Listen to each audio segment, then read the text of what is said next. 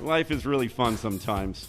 You lose a job and then you get a job and you're doing a new job for a year and a half and you start to think about all the people you meet in this job here on Canada Laughs Ch.168, Jay Brody, and it's a privilege. And once in a while, and then someone says, "Hey, would you like a guy like Artie Lange on your show?" We're like, "Fuck yeah, bring it on!" And the legendary, you are legendary, friend.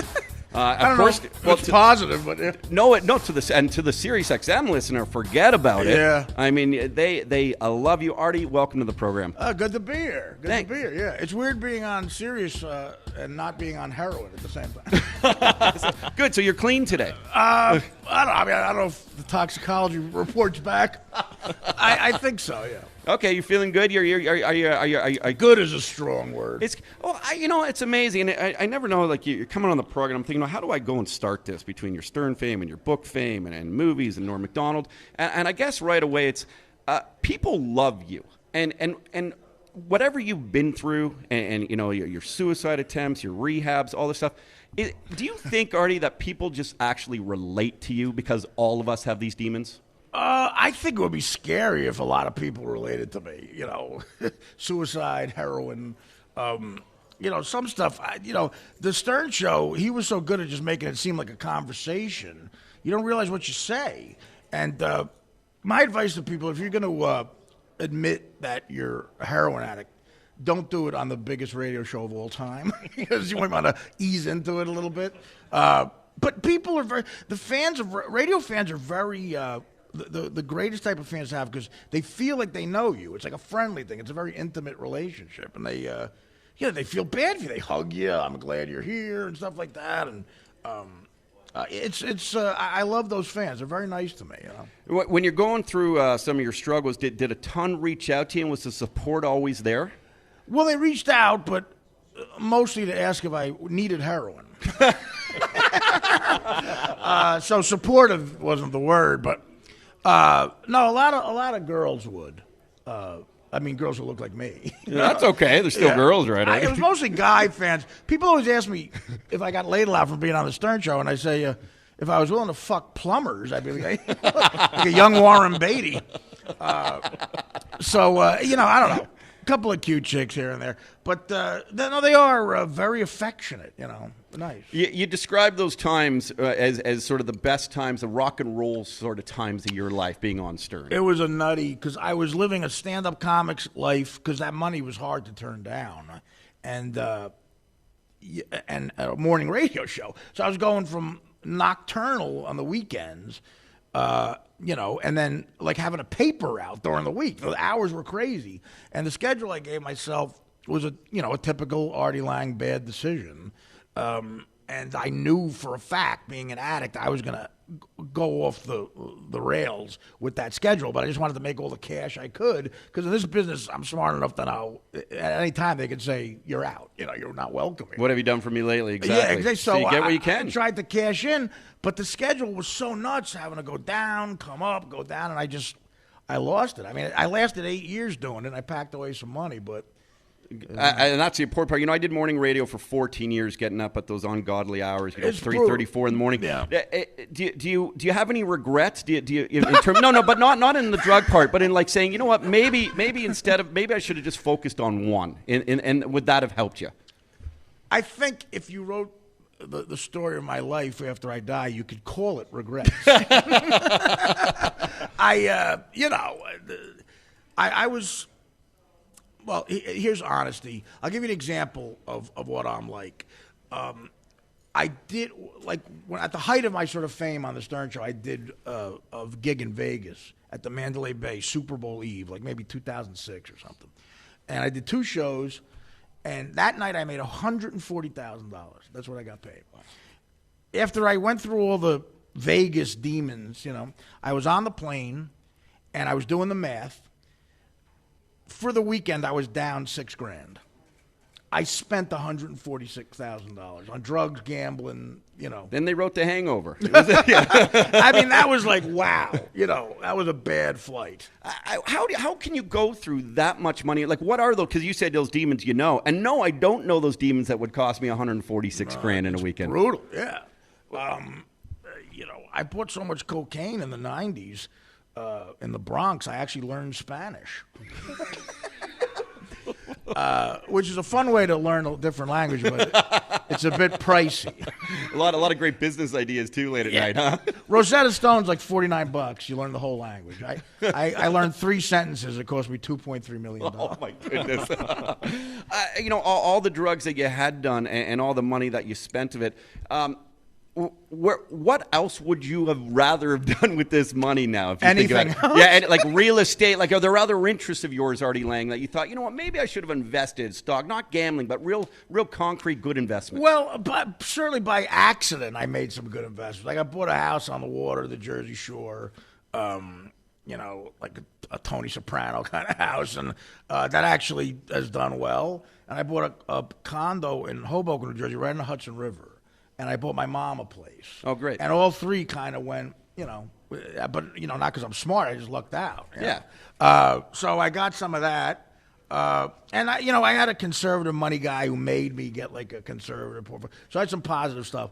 You're right. I mean, yeah, with the money I've spent on illegal bad things, I could have bought a lot of stuff, that is an investment. So maybe more real estate, anything will be more positive than what I did, Probably. Absolutely. I mean, I would have taken a bunch of spin classes or something. I don't know. Do you often think to yourself, man, I'm actually kind of not just lucky but like actually genetically cut different to be able to do that amount of drugs and not be dead? Like because if I smoke a joint, I'm hungover for 2 days. Right. I actually just can't recover. Yeah. Do you sometimes people are just cut out to do a lot of drugs? I don't know. Well, Keith Richards is extraordinary. He really is. Every time a guy dies in music, like the lead singer of the Monkees just died, I'm like, that's another guy he fucking outlasted Keith Richards. It's unbelievable. The stories about him. A couple of doctors, my liver failed twice in my life, and it came back. They hooked me up to an IV and hit me with all these liquids, and it somehow came back. And they said, the second time, they said, it's an absolute miracle. We were writing you off. And I don't know. I guess that's God either fucking with me or saying, He wants you to make sure he or she wants to make sure you're still, making people laugh. It's a guy. Do you believe in God? The only question about that is, I don't know, how did this all happen? It's fucked. It was all, just mud and dirt, and then we're sitting in a hotel in Montreal. I don't know how this happened. So there's got to be someone had to create people with the intelligence to do this, I would think. There's got to be something out there. Jay Brody, Artie Lange. Jay Brody's my great co-host. I get, not to ever compare you and Stern, but kind of like that similar atmosphere where he just chimes in and always is funny and very candid with his life. Skinny, long-haired Jewish guy and a big fat guy. Yeah, Italian. We're modeling ourselves You're after Italian. you guys. Yeah. Salud, baby. Thank you.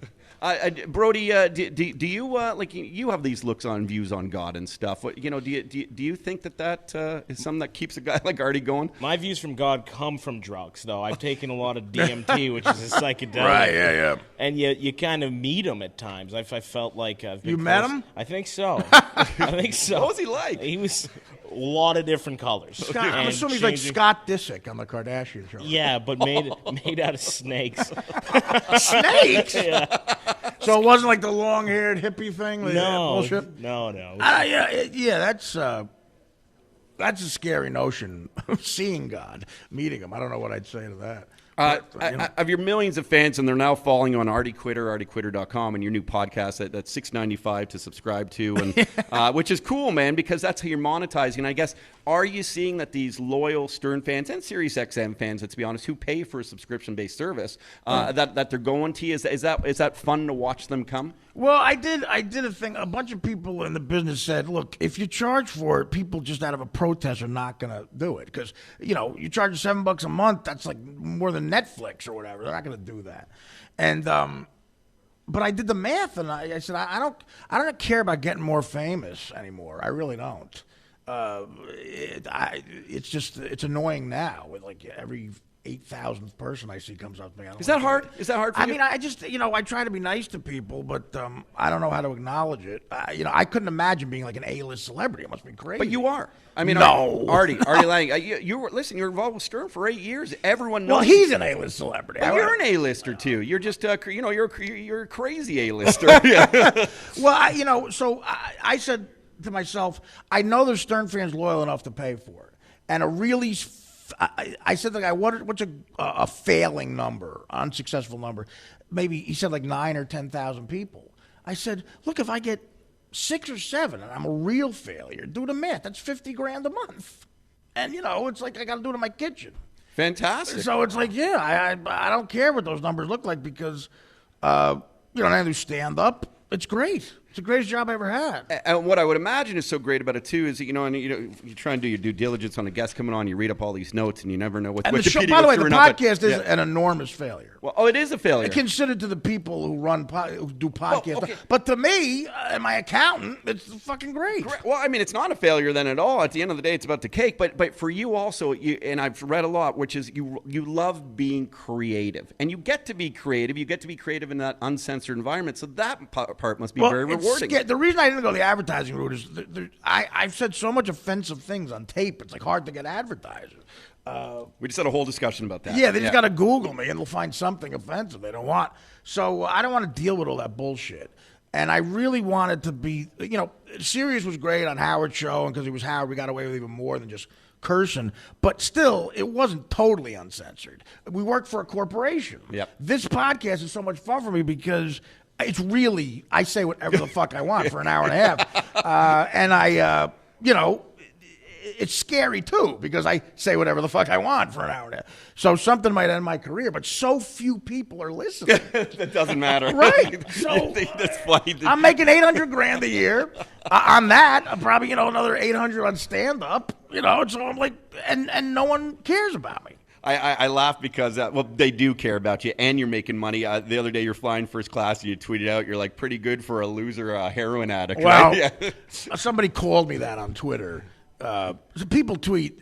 On Twitter, I think, is when people are honest about me. People are nasty, aren't they? My nickname on Twitter is Obese Witherspoon.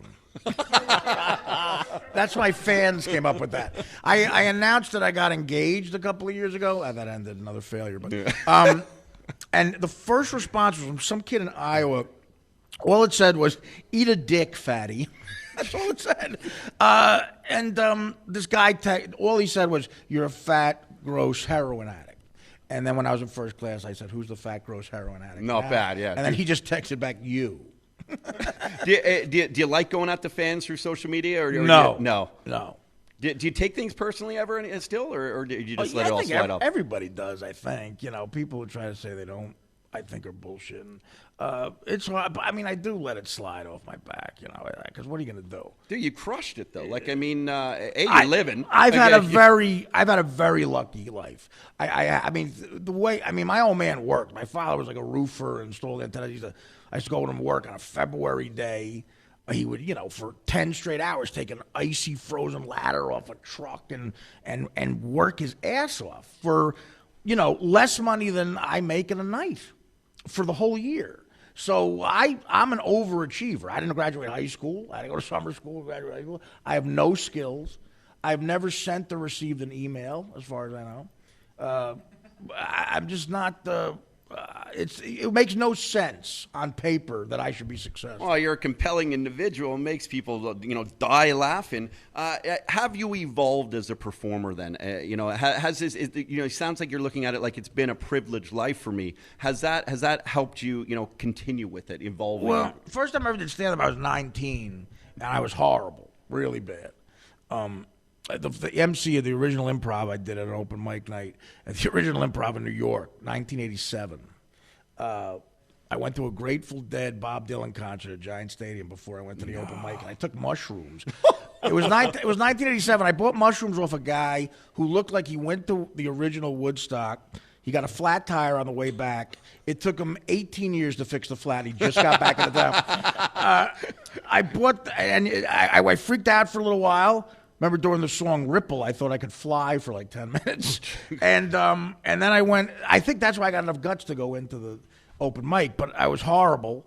and bombed. And the MC gets up, and this is what he said. He goes, give Artie a hand. He's not funny, but he has cancer. That's what the guy said. So that was welcome to showbiz. So I was really bad then. So evolved is, I'm certainly better than that, but I don't know about evolving. But maybe do you appreciate it more now? Is it like now, do you appreciate everything you're doing a little more than you used to? I mean, honestly, yeah, I appreciate the fact that I don't have to get up every day and take a frozen ladder off a truck, I mean, my father was a much better man than me, much better in every way, I think. But he, that's what he did. Yeah, I mean, it's God, it's amazing how people dedicate their lives to like where they're it's like hands and they're I don't even know if bodies can go through some of this work that they do. He got kicked out of high school when in the 10th grade, and he was living basically in the gutter in Newark, New Jersey, and he wasn't lazy. He got up and he went and did it. Do you miss Stern? Do you miss doing that morning grind and then having a lot of fun with it? Getting up in the morning was the only part of the Stern Show that remotely felt like work. The rest was it was the greatest job ever. For 8.5 years, my job was just going to fucking laugh. Sometimes I just laughed all day. No preparation, because Howard liked the conversation. It seemed, just go natural. It's kind of what we do, to be honest. If you say, like I said to him on the weekend, I said, I got a good story this weekend. And he would say, just say it on the air. Don't tell me now because I want to react. Save it as our. And I said, well, what if it sucks? He goes, well, that'll be better. We'll just make fun of it sucking. There was no way to fail on that show, And I just fit in because I had been a fan since I was 13. My father made me listen to him for the first time because he heard him out working. And I went to work with him one day, and we heard him. And, I was an enormous fan, so it was surreal that I got on that show. I mean, my father was still alive while I got on that show. It would have been like I became a senator or something, And immediately, I'd been in showbiz 5 years, TV's, movie, and everything. But there were some people who I know that didn't realize I went into show business till I got on Howard Stern. No, Artie's made it. It just was finally on something that's really, legitimately a big thing, And it was so much fun doing that show in New York. Everybody listened to it. You'd get out at 11 a.m., and you're in a daze thinking, what the fuck did I just say to everybody? And you're walking down the street, and a truck driver, a cab driver yells out, Artie, were those fucking tits real? And I bought a leather jacket once, and I wore it to the show, and I thought it looked good, and it was too small for me. So and they goofed on it all day. It looked terrible. So I get out. I'm like, fuck. I just spent like $400 on this stupid leather jacket. It was like 4 hours of goofing on my jacket. It weighed on you. Yeah. So I walk down 6th Avenue. I make a left. There's 10 construction workers having lunch. No. Okay? And one of the guys yells out, Artie, we think your jacket's cute. That intimacy that you talk about, another cool. Great story about being on the Stern Show and the effect it had on people. Cops loved the show. Yeah. Because Howard was always supportive of the cops, and so was I. And so they really loved the show.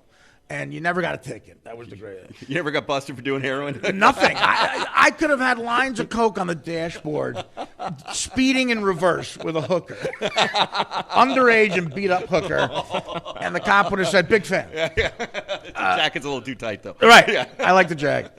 So I had a gig in Albany once, and it was a one-nighter. I do a show at a theater, and I go out drinking. It's 4:00 in the morning.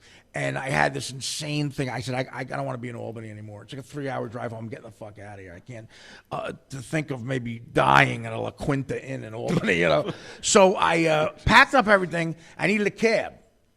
So they found me a cab. I get in a cab with this kid who looked like the drummer for the Allman Brothers. He was a real odd. I said, can you get me to New York? He goes, yeah. I had to go to North Jersey. I go, how much? $300. He goes, if you get me there in like 2.5 hours, I'll give you $500. I'm like, all right. I said, find me a pizza. He finds an all-night pizza place. We get a Sicilian pie. I sit in the front with him. We finished the pie before we left the Albany limits. I just scoffed it down. And I had so much badness in me, like dope and booze. So I fall asleep. I wake up, and it's 2.5 hours later. I'm 10 minutes from my house. The greatest thing happened. I fell asleep. And I'm groggy, and I start to smell weed, like really strong weed. I look over, and the driver is smoking an enormous joint, like a Cheech and Chong, like a quarter pounder, man. It's the biggest joint I ever saw. And I'm like, Jesus, what the fuck? Am I hallucinating? And he's doing like 90 driving with one finger like that. Just chilled out. Yeah. He was wearing a Boz Skaggs shirt. So I'm like, fuck it, this guy's got me home. I don't care.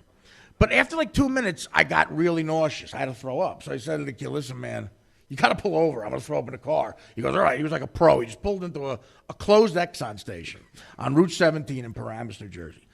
I open the door of the cab, and I begin to, like, projectile vomit. I'm throwing up like the kind that hurts your ribs, okay? Like, really bad. Pot smoke is billowing out of the car, okay? Yeah. Like there was a new pope in Mexico or something. Like, just constantly coming out. I'm throwing up. Now, I see lights on the reflection of a cop with sirens is coming toward me. Oh, fuck. So the kid sees that. He starts to freak out. He puts the joint in between his crotch. He's like burning his balls.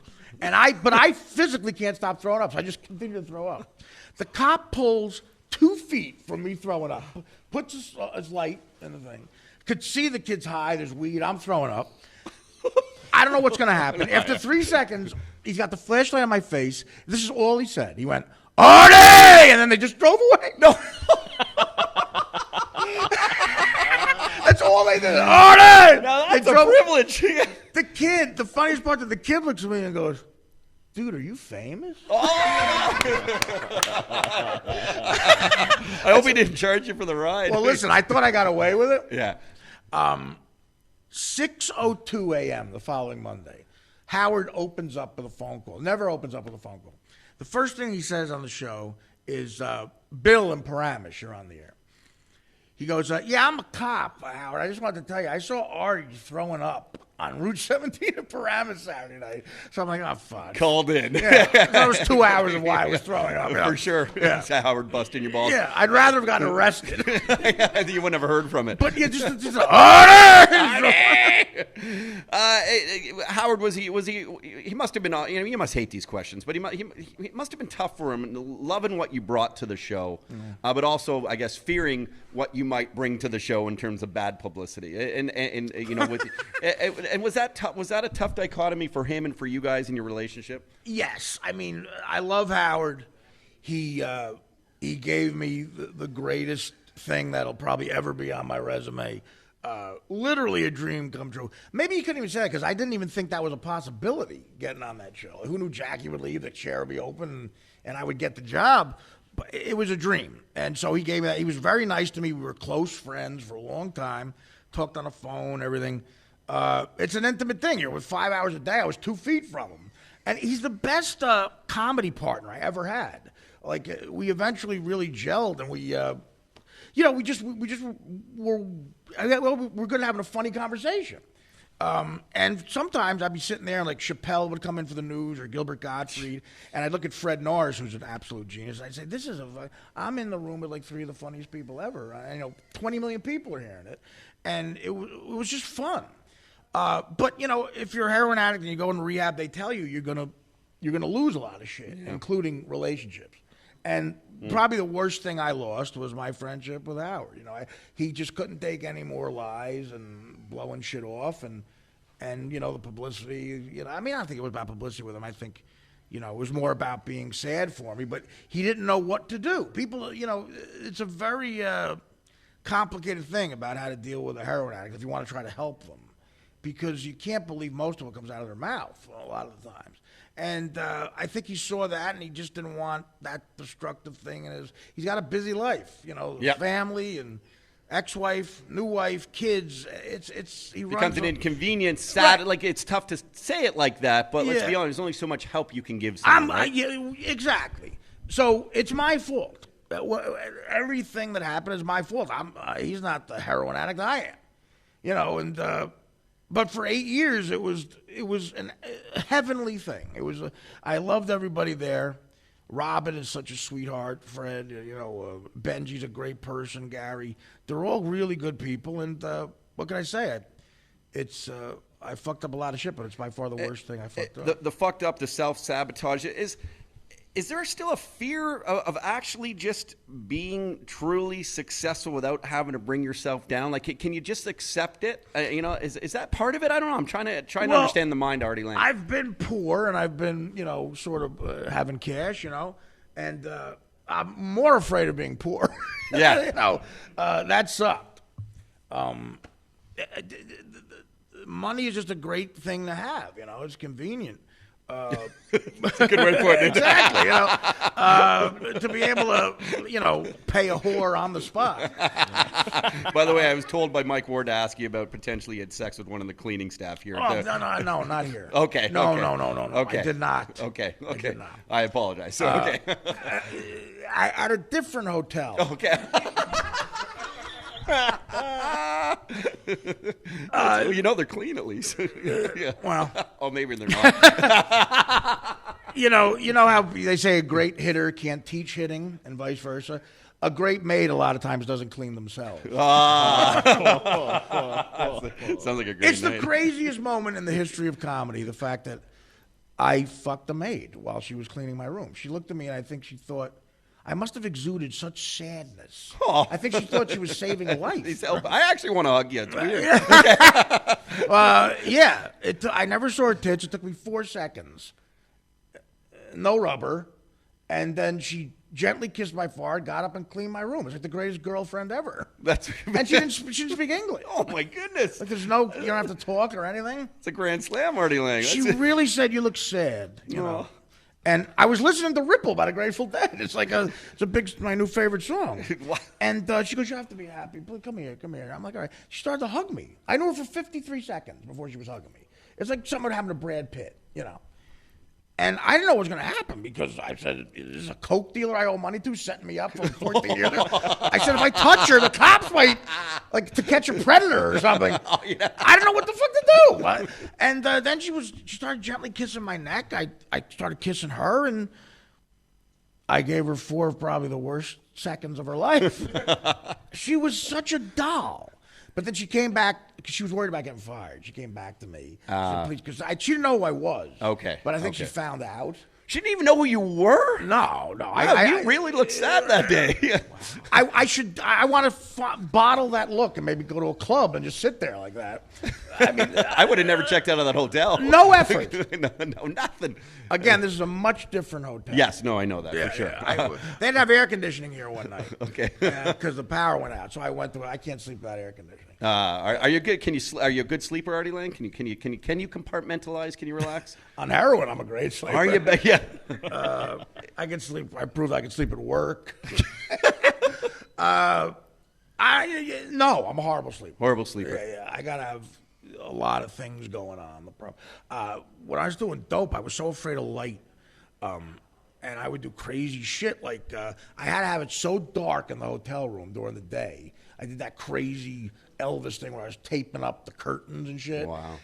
One time I was in St. Louis or something. I got myself all set. I thought the room was pitch dark, but I knew there was a light somewhere. The little green light on the smoke alarm was keeping me awake. I took a piece of gum, I chewed it, and I put it over the smoke alarm. A little tiny thing. Yeah. Who cares about the fire? I want to sleep. And I fell asleep. Yeah. Well, keep it up. I'll talk to you after. Yeah. All right, here we are. That's Ward's just hanging out with us from the Ward and Al Show, and they do a show before us on another channel, Channel 167. Artie Lange, of course, being here. Howard Stern fame, worked with Norm Macdonald, Mad TV, you name it. I want to ask you about Norm. Norm being a Canadian comedian, obviously. Yeah. Everyone loves Norm. That guy just must be a blast to be able to hang out with and work with. I met Norm at the screen test for Dirty Work, the movie we did together. I had not met him before. I met him at the screen test, and I never felt more of a connection to a guy. We just had a lot of the same demons and stuff. We shot Dirty Work in Toronto, so I went to Canada, and Norm called me and said, hey, you want to go shoot some pool or something, get to know each other? I said, sure, because we had to play, brothers. Yeah. So I said, all right. We go and shoot pool, and within 5 seconds, we realized both of us are degenerate gamblers.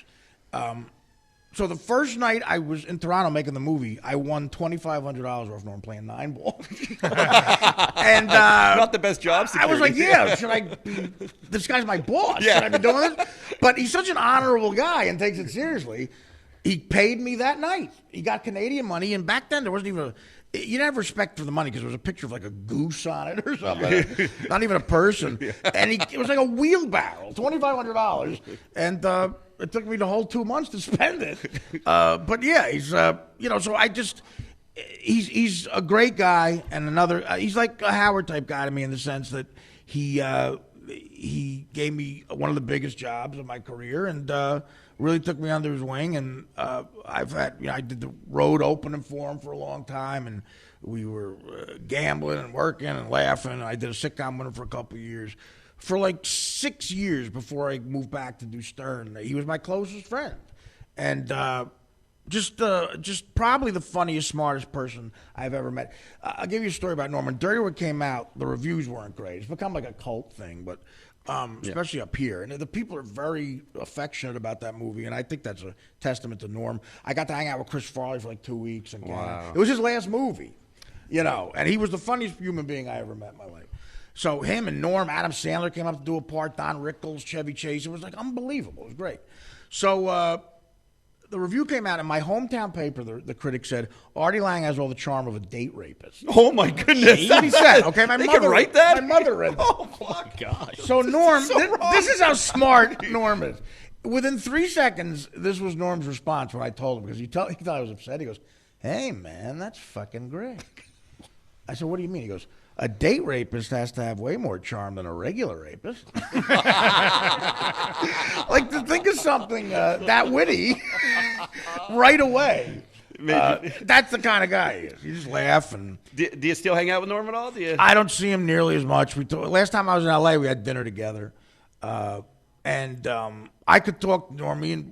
I could talk to Norm for 3 straight days, like doing coke, but the conversation's the coke. You just stay up because you're having so much fun talking to a guy. Yeah, he tells great stories. He's got a great. He's probably got like a 180 IQ. He's just got a perfect analogy about things in life. And but he's destructive to himself. I'm working with whether it's Stern, Norm Macdonald, you name it. Do you feel that these top comedians, and you being there in the group, even the group at the Nasty Show, whether it's Jimmy Carr or Gilbert Godfrey, what you're doing, and people should go and see. That's a fun group this year. Do you think that these guys' IQs are just sort of a step ahead of the most average person? No, not all of them. No, okay. I think to truly be funny, you have to be smart on some level.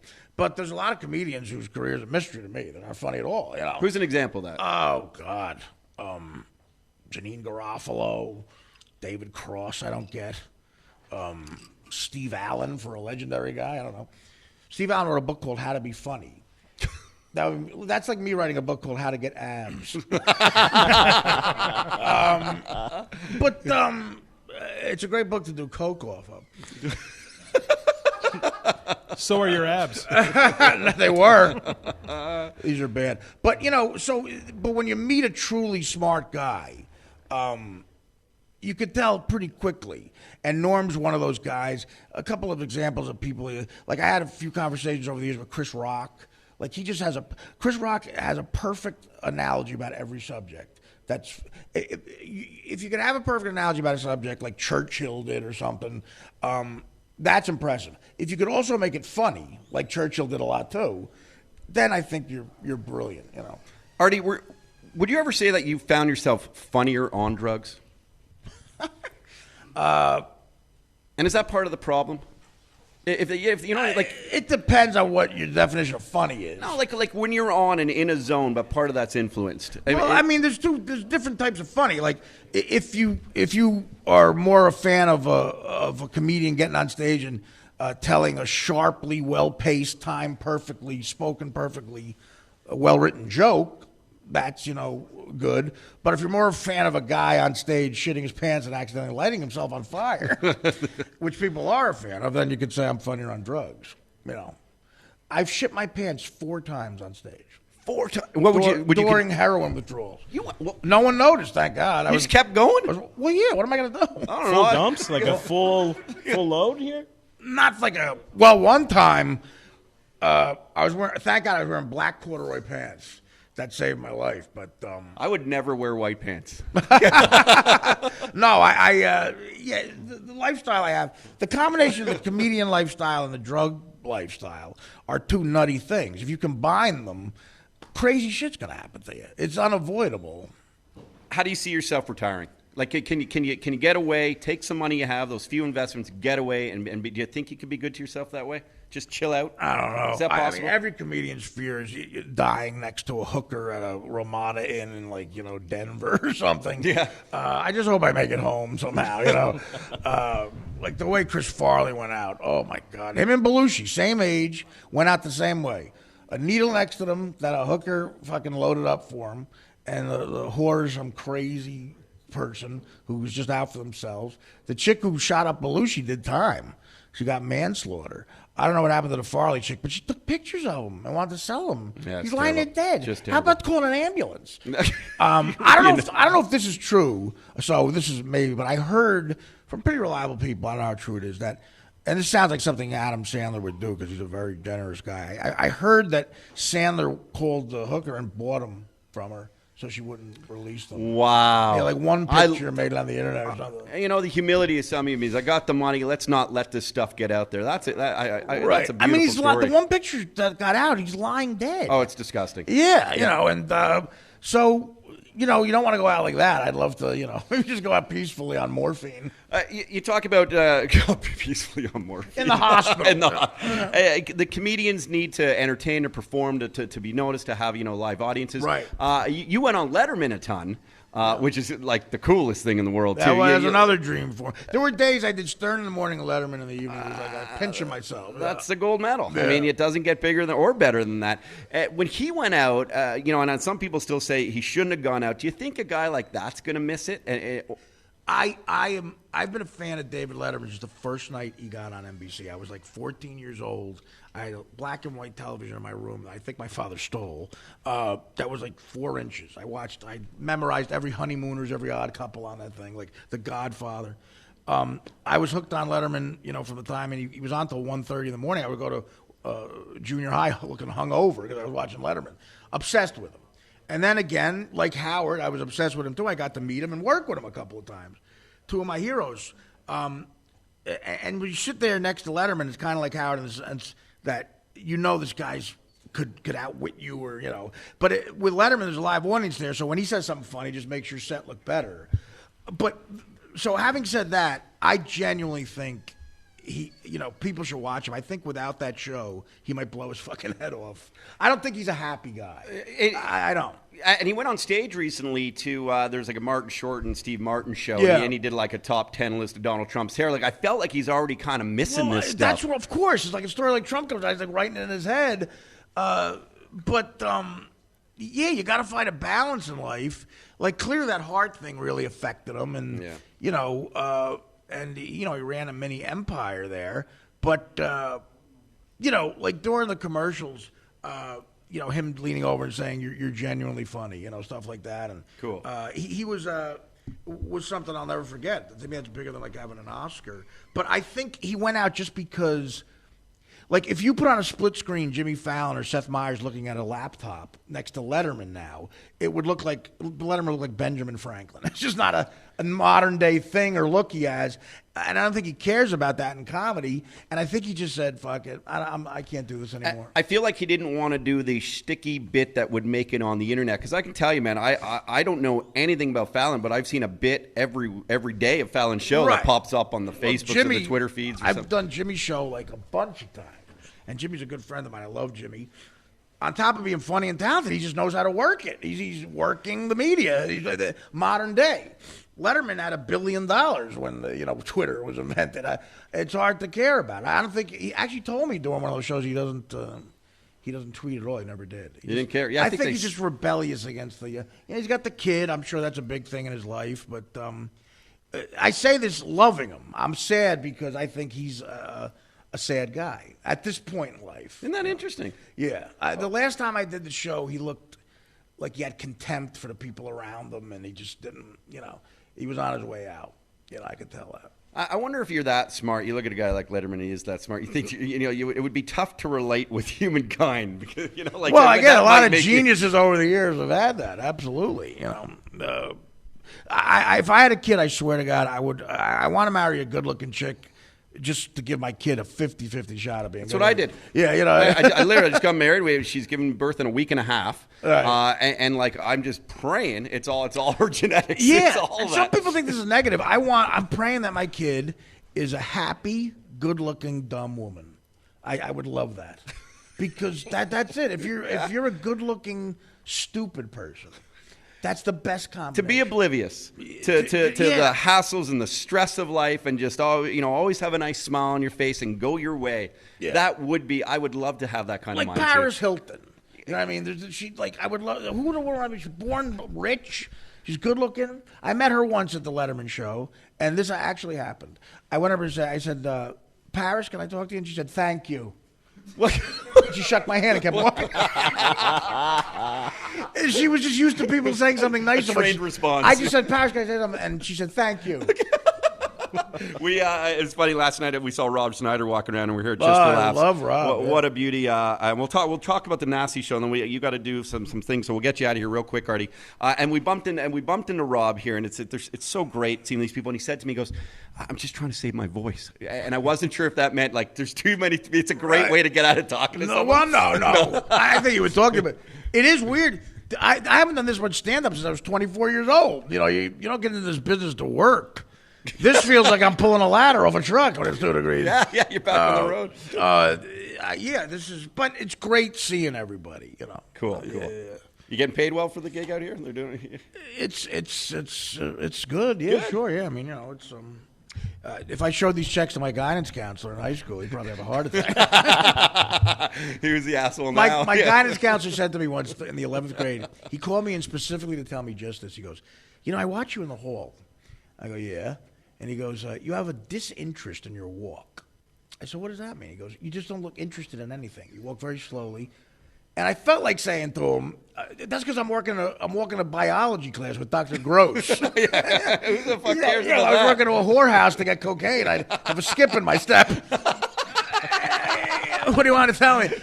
He goes, that's going to affect you in life, that attitude. You got to be more chipper. He was right. Yeah. Yeah. And I've walked, because of that, I do try to walk a little faster. Interesting. You were like a great athlete when you were younger in high school and stuff, weren't you? I weighed like 175 pounds until I was 26. I was a thin athlete. I made. You're a baseball player, right? I made all-state third base. Wow. Do people laugh when you tell that? Like, are people surprised by that? Greatest moment of my life. We were in a state championship game, big crowd, and my buddy Danny brought a pizza to the game. And when I was on deck in a big spot, he gives me a slice of pizza. And, you know, a normal person would have thrown it away. But the crowd was like yelling, so I ate the slice of pizza on deck instead of warming up. And my coach is coaching third base. He's screaming at me, Artie, what are you doing? So unprofessional. That's terrible. I should kick you out of the game. That's terrible. I don't run a team like that. So they're laughing at him, yelling at me. When I got up to the plate, I still was chewing the crust of the pizza. First pitch, I hit a home run, a grand slam home run. It's the single greatest moment. It's why people always question baseball as a sport. The ovation was like Springsteen going into Born to Run. It was unreal. And my buddies lined up to give me a high five. And the coach, when I rounded third, was like, he said to me, he goes, Artie, you're one entertaining fuck up. He was right as well. Yeah, I guess. Artie, I know you got a ton to do, and you're doing a bunch of shows. Lastly, and real quick. Yeah, there's been a Coke dealer waiting for 40 minutes. I apologize. And can we join you? No. The Nasty show's going on. You're working with Gilbert Gottfried, Mike Ward, Canadian, who was just on the program earlier. It must be fun to actually have a platform other than the podcast, and go to artiequitter.com to get all your information and sign up, because this guy's one of the true gems and true, he's genuine. But you can be that way on stage. That must be fun to know that still exists, huh? Oh, yeah. The crowds up here are really good, you know. They're really, it's a strong reaction. It's so odd to hear a homeless person ask for money in French. Because it's such a sophisticated language, you know what I mean? I feel like you sound way more successful than me. How about giving me some cash? In New York, here's how a homeless person sounds when they ask. Literally, they sound like, Up here, homeless people sound like the head of an international hedge fund or something. Like a rich Bond villain. Did you give him money and hope he might invest it? Yeah, I gave him a few dollars. Oh, that's nice. Yeah, hey, He wanted to talk to me, but I said, well, I got to try to save my voice. It hurt. Artie Lange, thank you again, man. Go and follow this guy on Thanks, Twitter. Todd. Go, Thanks. Artie. Thanks, It's been Jay Brody. Sorry we didn't get more time with you and Artie. I know Jay's one of your biggest fans. Good luck tonight at the Nasty Show again. Not that you need it. Go and crush it. No, it's a great group. Gilbert is one of my favorites, and Ward is so funny. It's great. Excellent, man. Well, we really appreciate your time, and I hope to see you again down the road. Thanks, Jim. Okay. It was fun. Yeah, I know. We'll be back here in a sec here on Canada Laughs Ch.168. You're listening to The Jim Shapiro Show. Hey, I'm Jay Brody. Subscribe to our YouTube channel and leave a comment. We read the best ones on the air.